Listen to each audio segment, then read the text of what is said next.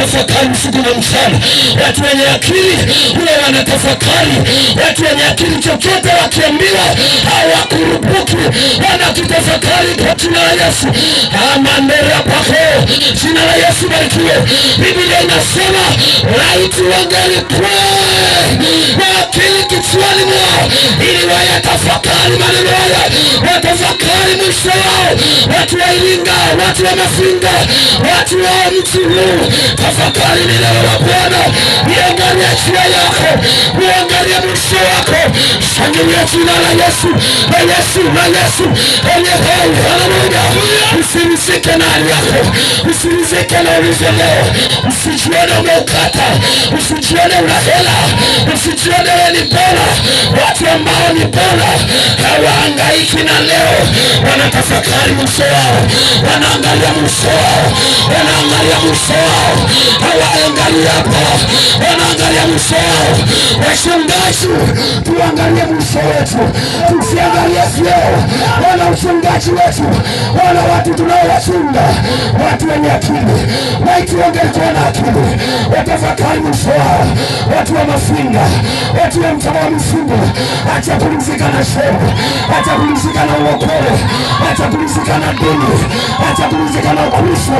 Tafakari mwisho wao, tafakari mwisho wako. Inua mikono yako, shangilia jina la Yesu aliye hai. Haleluya. Laiti wangekuwa na akili. Mzambakisha? Naam. Laiti. Ndio. Mwandishi anasema laiti wangekuwa na akili. Hili neno laiti wangekuwa na akili ni neno la huzuni. Yes. Neno la kuwasikitikia. Na mwisho mbaya. Neno la kuonea huruma.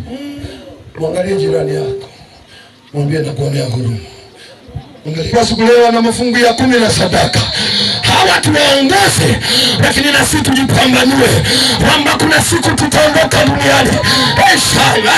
Haleluya, haleluya. Hii ni injili ya Yesu. Haisemi lazima washirika, haisemi laiti wapagani. Inasema laiti wangelikuwa na akili, wachungaji, mitume, manabii, washirika, watu wote, laiti wangelikuwa na akili kichwani, watafakari mwisho wao. Mtu mmoja shangilia jina la Bwana wa majeshi. Haleluya. Wewe ni mchungaji, tafakari mwisho wako. Wewe ni mhubiri, tafakari mwisho wako. Sio leo my friend, tafakari